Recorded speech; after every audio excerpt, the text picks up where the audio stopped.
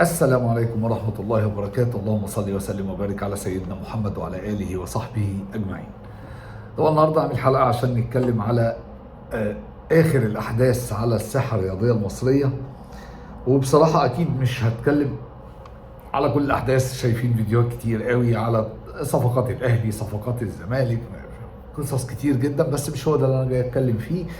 اتكلم في حاجه شويه اهم من كده، يعني لان الصفقات كل الناس بتتوقع وبتتنبأ، او بمعنى ادق كله بيفتي. مفيش حد ماسك حاجه يعني اكيده علشان خاطر يقول انا بالنسبه لي الصفقات دي الاهلي تعاقد مع فلان، لما الاهلي يطلع يقول انا تعاقدت مع فلان. غير كده كله فتي. وانا بصراحه ما بحبش الفتي وما باخدش المدرسه، يعني مش في الاتجاه بتاع الفتي ده. فتعالوا نتكلم في الاساسيات او الحاجات اللي دارت على الساحه الرياضيه حقيقيه في الاوقات الاخيره يعني.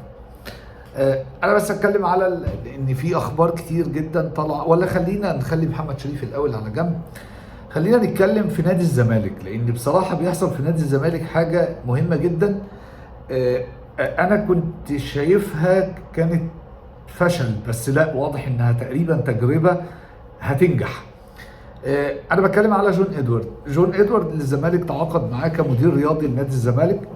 انا بصراحه اول لما سمعت عن ان جون ادوارد جاي نادي الزمالك، انا طبعا جون ادوارد ده حد يعني مثقف جدا، حد في مجاله رائع، حد هايل جدا وهيخدم نادي الزمالك جدا. بس كنت بقول ان الراجل ده ازاي هيشتغل في وجود لجنه التخطيط، طبعا اللي هم العصابه بتاعت نادي الزمالك اللي على راسهم طبعا ميدو و مش فاكر اسمه ايه، مدحت العدل ولا مين هو مدحت العدل تقريبا يعني. دي عصابه كانت في نادي الزمالك، وبعدين هم حابين يمشوا نادي الزمالك على هواهم، شمال شمال يمين يمين، لان طبعا نادي الزمالك رئيسه يعني خاصيه كبيره ولا ليه في الهلبيلي على الاخر الكابتن رئيس نادي الزمالك. فحسيت ان لا، الراجل ده مش هينجح. هو مين اللي جاب بقى جون ادوارد؟ لجنة التخطيط. بس اول قرار خده جون ادوارد بيدل على ان الراجل ده بمعنى ادق جاي يشتغل، ما يعرفش، مش عشان هم اللي جايبيني فانا هنبقى يعني ايه، احنا الاثنين متفقين على نادي الزمالك. الراجل ده اول قرار اخده النهارده ان لجنة التخطيط في الزمالك تتكل على الله، باي باي، يلا بقى مع السلامة، نطلع بره كلنا كده وننظف البيت ده، علشان نعرف اساسا ننظف البيت ده، علشان نعرف نرتبه، عشان نعرف ننظمه، علشان نعرف نشوف الدنيا بقى بالنسبة لنا رايحة فين وجاية منين. فنادي الزمالك يقف على رجليه. وانا شايف ان دي بداية نجاح نادي الزمالك، ان الطقم ده او شوية النصابين دول يطلعوا بره نادي الزمالك. دي بداية نجاح نادي الزمالك. فبصراحة شابوه جون ادوارد على اول قرار اخده في نادي الزمالك. طبعا الراجل جاب صفقة المدير الفني بصراحة في منتهى الصمت، ومحدش سمع عنها الا لما بقت فعلية في نادي الزمالك. رغم ان هو مش جايب CV عالي ولا جايب CV كبير، بس انا شايف انه جايب مدير فني اعتقد ان نادي الزمالك هيلاقي فيه ضلته وهيعمل شغل كويس مع نادي الزمالك. يعني يمكن على الاقل يخلي نادي الزمالك يستمر في المركز الثالث، وده في حد ذاته نجاح كبير جدا يعني. لان على المستوى اللي فات او على المستوى السنه اللي فاتت كده في نادي الزمالك، لا، نادي الزمالك ما كانش يقعد في الاربعه الاوائل يعني. هي بس الظروف ساعدته وفرق تاني ساعدته، منهم بيراميدز طبعا يعني. طيب تعالوا بقى نتكلم على ميدو بعد ما طلع من نادي الزمالك.